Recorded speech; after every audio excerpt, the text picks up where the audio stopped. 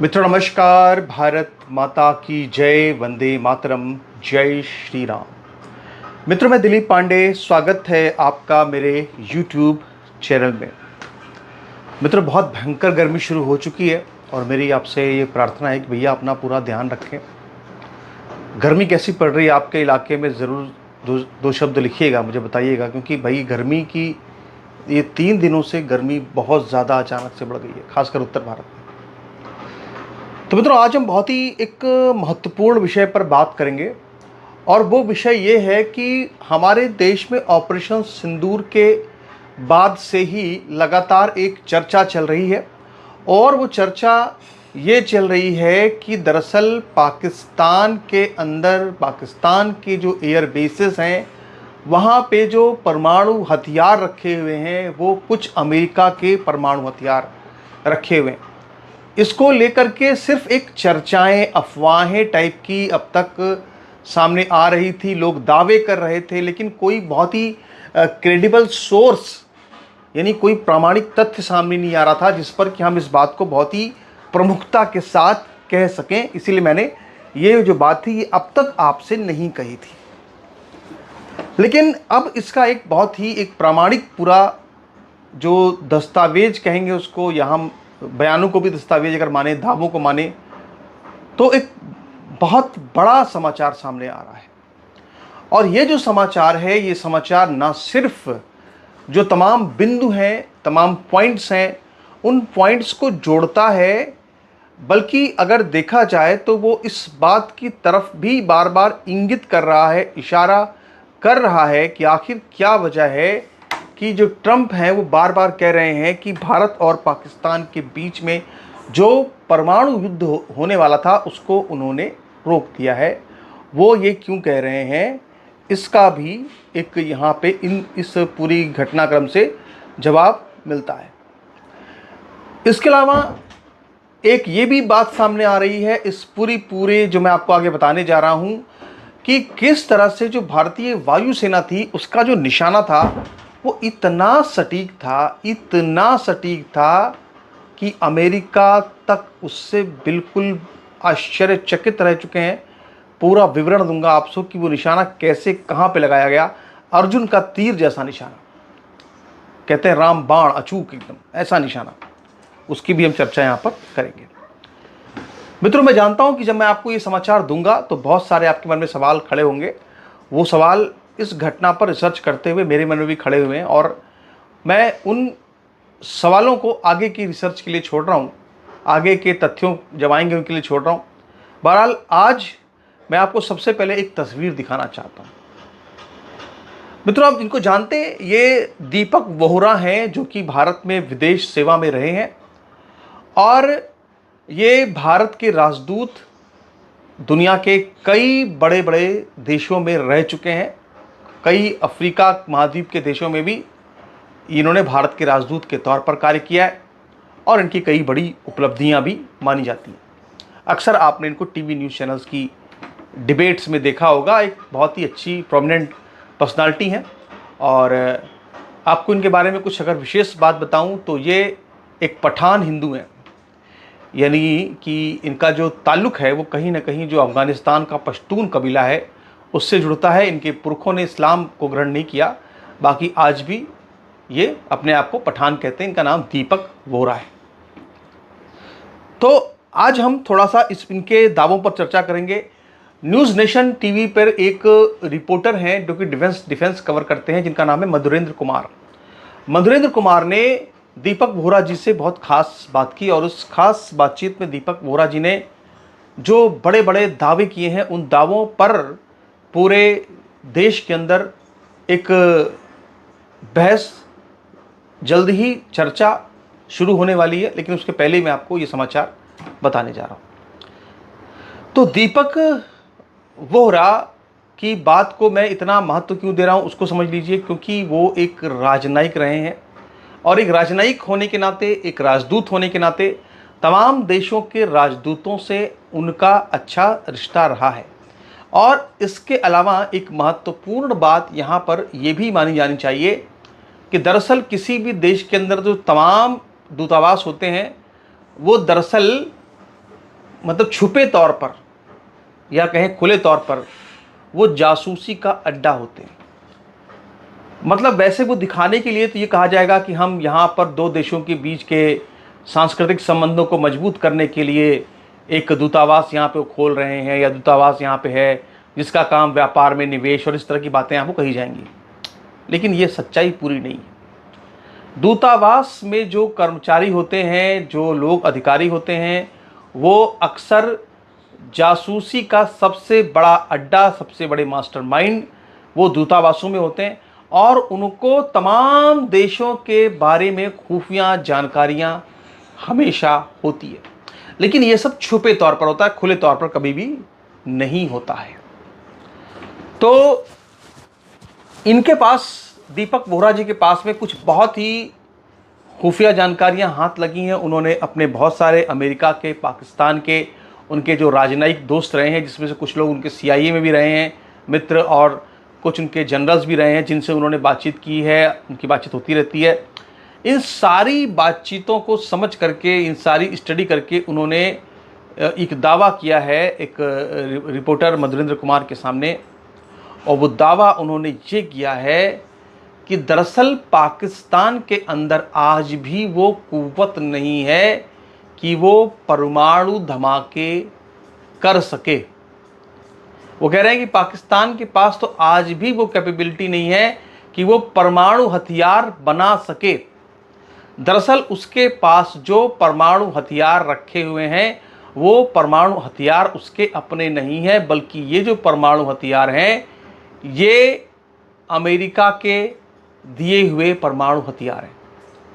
अब यहाँ पर आपके मन में सवाल उठेगा कि आखिर अमेरिका क्यों उनको परमाणु हथियार अपने देगा। तो इस पर दीपक बोहरा ये कहते हैं कि उनके एक पाकिस्तानी राजदूत, जो उनके दोस्त रह चुके हैं, पूर्व राजदूत हैं, अभी अमेरिका में शिफ्ट हो चुके हैं, उन्होंने ये उनको बताया था कि दरअसल पाकिस्तान के पास कोई अपना परमाणु बम बनाने का फॉर्मूला नहीं है। पाकिस्तान के पास जो परमाणु बम रखे हैं वो अमेरिका के परमाणु बम हैं और परमाणु हथियार हैं, और अमेरिका ने ये परमाणु हथियार पाकिस्तान में इसलिए रखे हैं क्योंकि पाकिस्तान जो है वो सोवियत संघ के उस वक्त काफ़ी नज़दीक था, और रूस के भी आज काफ़ी नज़दीक माना जाता है। क्षेत्रीय भौगोलिक दृष्टि जो है देखें तो वो रूस के करीब है पाकिस्तान।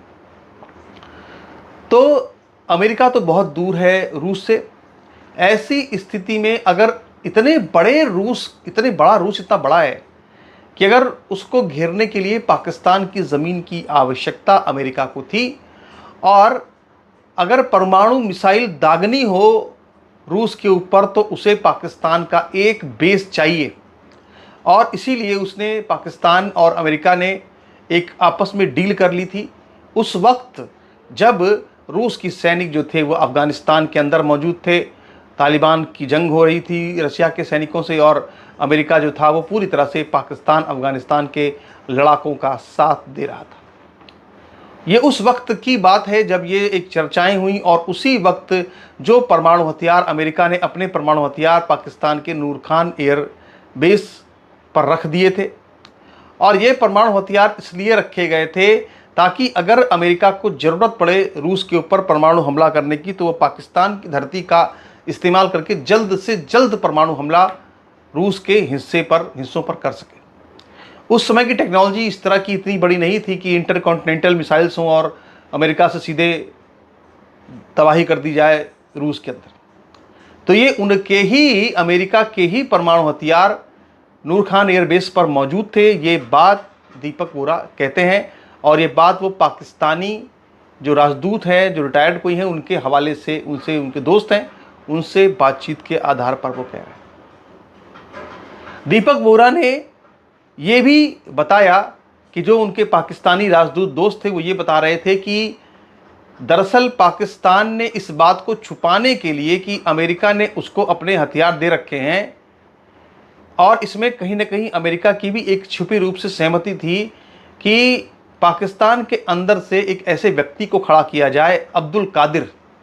जिसको कि बताया जाए कि साहब ये तो बहुत बड़ा परमाणु वैज्ञानिक है। दीपक बोहरा का ये कहना है कि दरअसल ये जो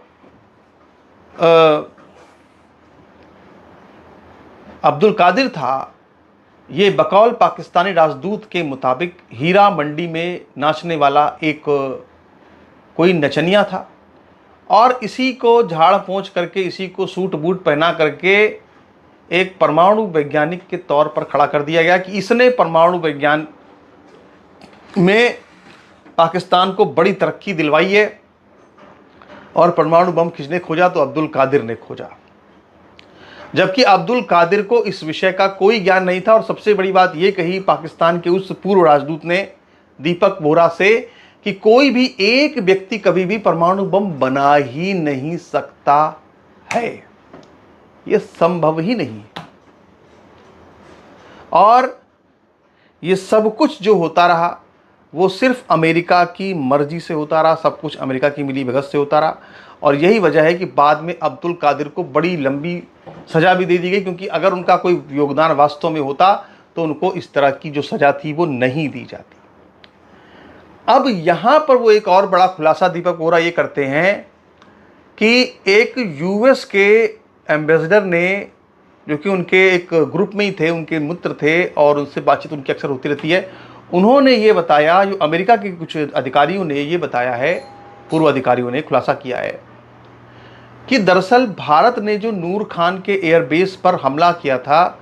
उस हमले ने न सिर्फ पाकिस्तान बल्कि अमेरिका तक को चौंका दिया था। दरअसल इसमें सुरक्षा व्यवस्था इतनी तगड़ी की गई थी कि यहाँ पर सिर्फ ये सब कुछ भूमिगत था और यहाँ पर सिर्फ सांस लेने के लिए कहें तो या फिर एक वायु के आदान प्रदान के लिए अगर कहें तो सिर्फ जो वहाँ पे एयर कंडीशनर होते हैं, तो उसमें आप समझ लीजिए कि जो उसकी एक डक होती है, जो कि एयर कंडीशनर लगा होगा तो क्या होगा, एक डक, एक कुछ खिड़की टाइप की कुछ खोदी जाएगी, कुछ कहीं होगा उस तरह से कुछ एक जगह बनाई जाएगी। तो एक लगभग 1 बाई 1 मीटर की एक जगह थी, एक झरोखा टाइप का था, वही एकमात्र जगह थी जहाँ से कुछ एयर कंडीशन की सुविधा थी या कुछ वहाँ से वायु के आदान प्रदान की सुविधा बनाई गई थी, ताकि वहाँ पे लोगों के दम घुटने से मौत ना हो जाए। तो भारतीय जो वायुसेना थी उसने नूर खान एयरबेस पर हमला इस सटीकता के साथ में किया कि जो मिसाइल थी वो सीधे उस छेद के अंदर, जो वो 1 बाई 1 मीटर का लगभग जो गैप था, वहाँ से अंदर गई और अंदर जाकर के उनकी न्यूक्लियर फैसिलिटी के अंदर, जहाँ पर कि उनके हथियार रखे हुए थे, नीचे हथियार रखे हुए थे, उसके ऊपर उन्होंने पूरा अपना दफ्तर टाइप का बना रखा था। और उसमें उनके सैकड़ों की संख्या में जो दावा कर रहे हैं दीपक बोहरा की, जो वो दावा कर रहे हैं यूएस के कुछ अधिकारियों के हवाले से, कि उसमें सैकड़ों की संख्या में पाकिस्तान के ऑफिसर्स थे, पाकिस्तान के सैनिक थे, पाकिस्तान के परमाणु वैज्ञानिक भी वहाँ मौजूद थे। और वहाँ पर बाकायदा जो है एक संयंत्र की पूरी स्थापना भी वहाँ पर कहीं आसपास उस जगह पर की गई थी, जहाँ पर कि अब ये दावे जो है वो दीपक बोहरा कर रहे हैं। वो ये कह रहे हैं कि साहब वहाँ पे सेंट्रल फ्यूज़ मशीन थी, जिसमें कि यूरेनियम को डाला जाता है और यूरेनियम को डाल करके उसमें लगातार जब आप राउंड राउंड घुमाते हैं तो उससे उसकी एनर्जी बढ़ती है। तो यूरेनियम की ताकत बढ़ाने के लिए उस तरह की मशीनें वहाँ पर मौजूद थी, परमाणु वैज्ञानिक वहाँ पर मौजूद थे और उन परमाणु वैज्ञानिक तक की वहाँ पर जान चली गई। मिसाइल थी, उस सीधे अंदर घुसी बड़ी सटीकता के साथ, जैसे रामबाण हो, अर्जुन का निशाना हो, क्रूज़ मिसाइल जो बिल्कुल निशाने पर गई एड्रेस को लेकर के, और इसके बाद फिर उसने वहाँ पे जाकर फट गई और भारी संख्या में इसमें नूर खान का जो एयरबेस है वो तबाह हुआ। खास करके जो उसका परमाणु फैसिलिटी की जो लोग वहाँ काम कर रहे थे वो वहाँ पे पूरी तरह से बर्बाद हो गए। अब पाकिस्तान को लगा कि अगर इस बात का खुलासा हो जाएगा तो उसकी बहुत बदनामी होगी, कि दिक्कत होगी, तो उसने इस बात को छुपाने के लिए वहाँ पर सब कुछ समतल कराने की पूरी कोशिश शुरू कर दी। कुछ लाशें वाशें जो थी जहाँ पर, उसको वहीं दफन कर दिया ताकि किसी को जानकारी न मिल पाए कि आखिर यहाँ पे इतनी लोग क्या कर रहे थे और ये सीक्रेट बात किसी को पता ना चल जाए कि यहाँ क्या था। खबर ये भी आ रही है कि ये जो नूर खान एयरबेस था ये बिल्कुल सीक्रेट, नूर खान एयरबेस की ये जगह बिल्कुल सीक्रेट थी और यहाँ पर किसी भी चाइनीज़ सैनिक को भी घुसने की इजाज़त नहीं थी। चीन के कुछ सैन्य अधिकारियों को एक बार यहाँ पर सिर्फ काली पट्टी आंखों में बांध करके लाया गया था और बहुत गहरी जगह पर लाया गया था। तो उन्होंने ये कहा था कि भाई आपने अपने न्यूक्लियर हथियार बहुत अच्छी जगह पर सटीकता के साथ रखे हैं, लेकिन चीन को भी ये नहीं पता होगा शायद कि ये हथियार उसके नहीं है, बल्कि ये हथियार अमेरिका के, ये हथियार पाकिस्तान के नहीं हैं। तो ये सारा जो दावे हैं, ये सारे के सारे दावे जो है वो दीपक वोरा ने किए हैं। उन्होंने ये भी कहा है कि दरअसल ये जो ट्रंप है, ये बार बार ये जो बात कह रहा है कि अब तक तो 12 बार ये बात कह चुका है वो, कि हमने दरअसल सीज़ फायर करवा दिया है, हम हैं वो जिन्होंने सीज़ फायर कराया, परमाणु युद्ध को रोक लिया है, ये सब बातें तमाम तरह की जो ट्रंप कह रहा है, इस पर दीपक वोरा का ये कहना है कि दरअसल जो ट्रंप है वो एकदम सही कह रहा है। वो कह रहे हैं कि ट्रंप ने भारत से ये कहा होगा कि दरअसल आपने जहाँ पर हमला किया है, वो हमला आपने जहाँ पर किया वो हो सकता है कि वो वहाँ पे वहाँ पे हमारे हथियार हैं, वहाँ हमारा कुछ सामान है, और आप अगर वहाँ पे हमला कर रहे हैं तो आप हमारे ऊपर एक नुकसान थोप रहे हैं, हमारा नुकसान हो रहा है, तो वहाँ पे आप हमला आप रोक दीजिए। और इसके बाद किस तरह से वहाँ पे वो जो बम्बर्स, इसके बाद किस तरह से वहाँ पे ऐसे विमान आए जो कि ये चेक करते थे कहीं कोई न्यूक्लियर रेडिएशन तो नहीं हुआ, तो इस सब से, वो भी यूएस के थे, तो कहीं ना कहीं ये सब चीज़ें नेटो के थे, तो कहीं ना कहीं ये सब चीज़ें साफ़ होती हैं कि जो बात दीपक वोरा कह रहे हैं इसमें सच्चाई हो सकती है। हालांकि मैं यहाँ पे फिर कहूँगा कि आपके मन में इस सब चीज़ों को उठ के एक नहीं बहुत सवाल खड़े हो रहे होंगे। सवाल तो ये भी खड़ा हो सकता है कि भाई जब उसके अपने परमाणु हथियार थे तो उसने फिर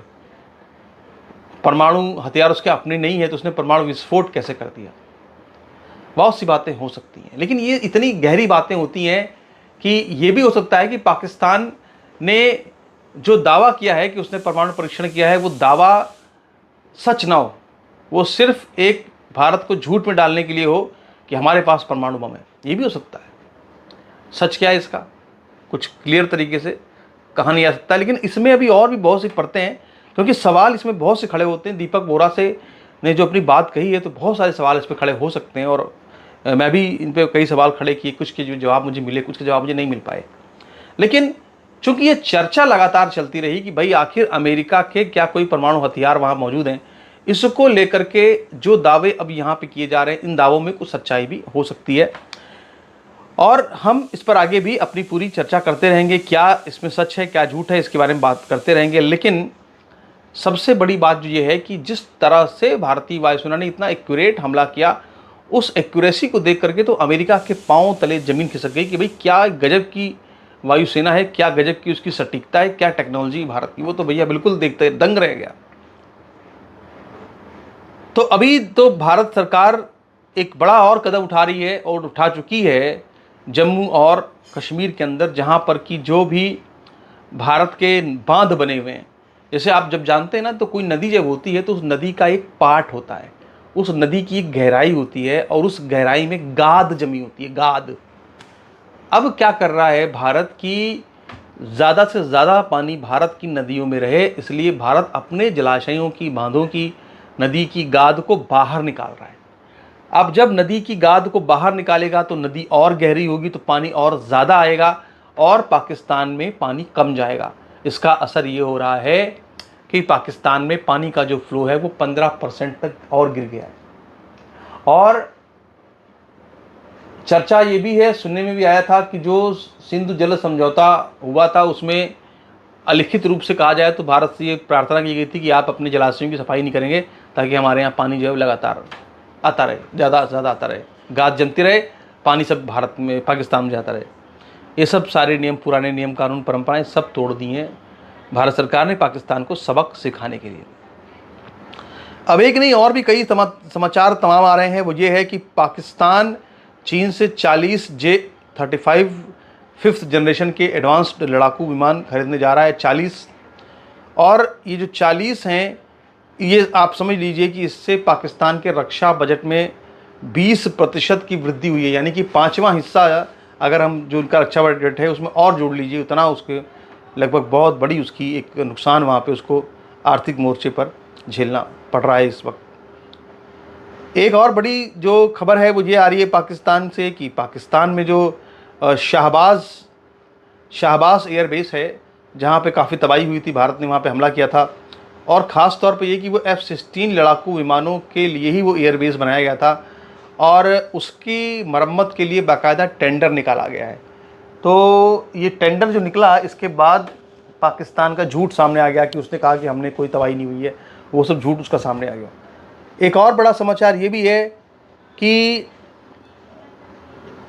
जो आसिम मुनीर और पाकिस्तान की काफ़ी फजीयत हुई है। फजीयत की वजह यह है कि दरअसल पाकिस्तान की दरअसल जो यूएस की आर्मी है, उसका स्थापना दिवस मनाया जाना है, उसको लेकर के एक विक्ट्री परेड निकाली जाएगी। तो उसमें पहले पाकिस्तान की तरफ से कहा गया कि आसिम मुनीर को उसमें निमंत्रण दिया गया है। चर्चा शुरू हो गई पूरी दुनिया के अंदर। अब इसके बाद जानकारी सामने आ रही है कि वहाँ पे उनको कोई निमंत्रण नहीं दिया गया है, परेड में शामिल नहीं रहेंगे वो। सिर्फ उनकी द्विपक्षीय वार्ता है यूएस की सेना के किसी काउंटर पार्ट से, वो वार्ता होगी और विक्ट्री परेड में शामिल नहीं होंगे। तो उससे पाकिस्तानी काफ़ी फजीयत हो रही है। एक समाचार ये सामने आया है कि कुशीनगर में सिराजुल हक नाम का एक पाकिस्तानी नागरिक उत्तर प्रदेश के अंदर रह रहा था, सन 52 से रह रहा था, और वो अपनी पाकिस्तानी माँ के साथ में यहाँ पे आया था, यहीं पैदा हुआ, और वो सभी जो भारतीय योजनाएं मोदी सरकार चलाती है, आयुष्मान कार्ड, हेल्थ की सुविधाएं, गैस की सुविधाएं, सब उसको मिल रही थी, लेकिन वो पाकिस्तानी नागरिक था। अब उसको डिपोर्ट करने का जो पूरा सिलसिला है वो अब शुरू किया जा रहा है। तो मित्रों, ये जो समाचार है, इस समाचार पर आपके अपने विचार क्या हैं, आप क्या सोचते हैं, आप हमें ज़रूर बताइएगा। और इस पर